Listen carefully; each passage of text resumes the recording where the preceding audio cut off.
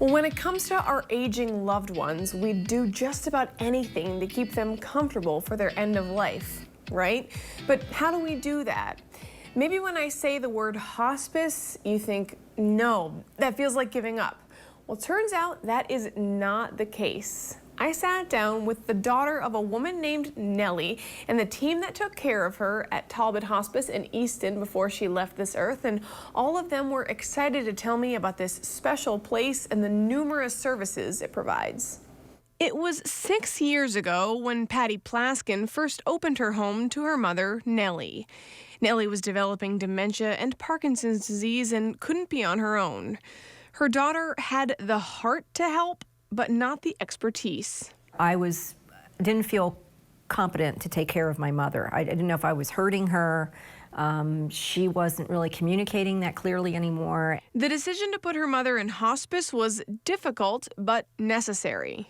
That wasn't easy. I mean, my mom knew she was going somewhere. She wasn't really sure, everything that was going on, and I was trying to explain it to her. That somewhere wasn't just anywhere.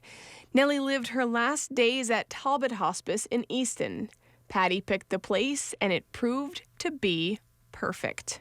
She got fantastic care, and I got really comfortable with everybody that was taking care of my mother. So I found I got to be a daughter again, instead of the care planner and the nurse's aide and the screener and all those other things that I was trying to do at home. And it was really nice for me to have a relationship with her, particularly at that point, because it was difficult to have a relationship. She really didn't talk much. So Ernest Beasley is a CNA and CMT.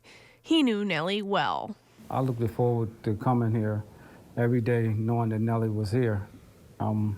And every day that before I would even, after clocking in, and I would go from room to room, she'd be the first room I'd stop in and say, where's my Nellie at? Ernest is part of an integral team at Talbot Hospice that cares for patients like Nellie. Susan Howard Owens is a social worker on staff. It's so wonderful to know that we were able to help a patient take their last breath with peace and comfort, and that we were able to provide comfort to their families along the way. Eugenie Drayton is the chaplain who steps up for patients' end-of-life spiritual needs. She's there without an agenda, just a desire to serve. We're there to meet them where they are. It's more about what they believe and not what we believe. But you were very helpful to me because I had the religious questions. Yes.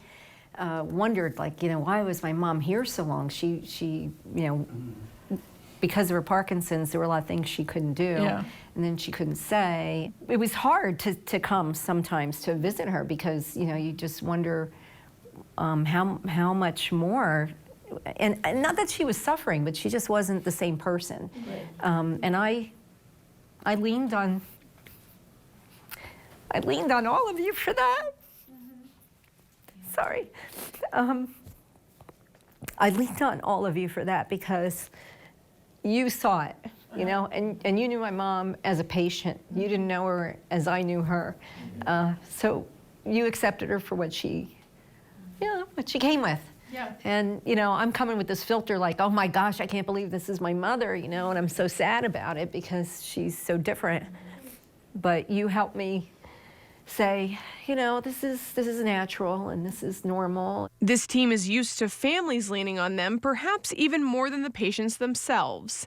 They're happy to be a steady shoulder. Sometimes our families are the ones more in need than our patients because they're struggling with this loss.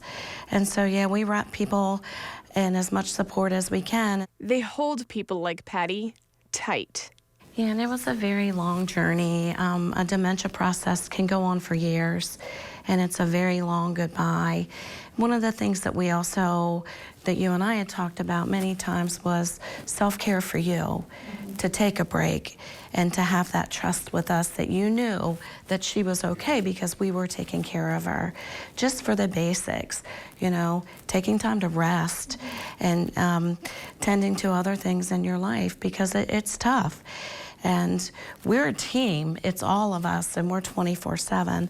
For one person to work through this by themselves at home, even with supportive caregivers, it was hard. Patty says when she let go of that control, her load was greatly lightened. It was a relief. I think it was more of a relief. I thought I'd feel guilty. And I think a lot of the patients that I work with, the families are like afraid if they make that referral too soon, they're going to feel like they're giving up on the person, or I don't know, there's maybe some fear whether it'd be well taken care of. So if anybody gets anything out of my story, I hope they get that it's a wonderful release, and you're not really giving up on that person at all. You're getting more people to help. Now, when Patty speaks of the families she works with, she's referring to her profession as a social worker. Not only do folks like Patty get to be a daughter again, as she mentioned, she was also able to truly trust that her mother was not only cared for, but loved. And after her mother passed away, the support for her was still there. At Talbot Hospice, the bond between patient and caretaker forms fast and is forever. Loved it, Nellie. And at times, Nellie would tell us, you know, that she loved us as well. I remember the day that she told me that she loved me.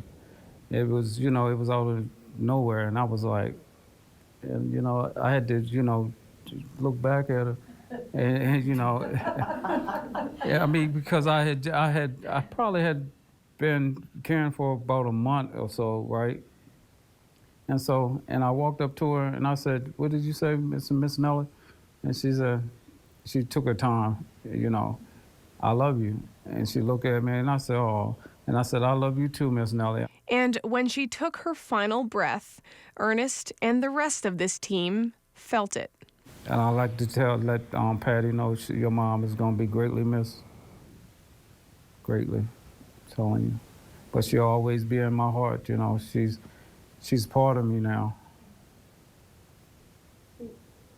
There's no question Nellie and many other patients who come through Talbot Hospice have impacted many throughout their lives, and this is a time to honor that. The end of life is just as important as any other part of life. You know, we look at celebrating births, we look at celebrating weddings, and the end of life is that final finale, a time to, you know, reminisce on all the good that you've accomplished in life, all of the people that you've touched. And even as you are dependent, you can see how much those people still touch us. And when those sweet souls do pass on, the care here isn't complete. Talbot Hospice offers bereavement services for 13 months afterwards. For many loved ones, this is crucial. All these people around you, and then when the person dies, all of that goes away. And even the celebration, you know, people have kind of said what they want to say and their lives go on. So it's really nice to have the bereavement support. That happens through one-on-one counseling and support groups, which can be like the gift that keeps on giving. People bond to each other, and then they're able to develop maybe even lifelong relationships with one another to continue to support each other. So that's a really nice program, because sometimes you can't just close the door and walk away. You need help afterwards. After her mother's passing 3 months ago, Patty received helpful bereavement material in the mail, which she greatly appreciates. Of course, not as much as the relationships she developed with those who tended to her mother. We became friends. I asked her friends, Susan, Ernest, and Eugenie, why Talbot Hospice? We're small, but we're mighty. And it enables us to know our patients very well. And we have the most wonderful team of employees and coworkers. And the bond that you feel here is second to none. It's just the atmosphere, you know. It's something about Easton that just draws you here. It's where I'm supposed to be, to work with the caliber of people that we have on the team. And the history behind it, the 40 years of history, is just, I feel honored to be part of this. I feel honored to meet the patients and the families that I do. So for me, it's a humbling experience. Humbling for staff, heartwarming for patients' loved ones. The care is, just, it's unexplainable. I mean, the place is clean, it's neat, it's beautiful, the people care. Things are state of the art. I mean, and my brothers don't live in the area, so they would come visit, and they just couldn't believe what we had here in Talbot County.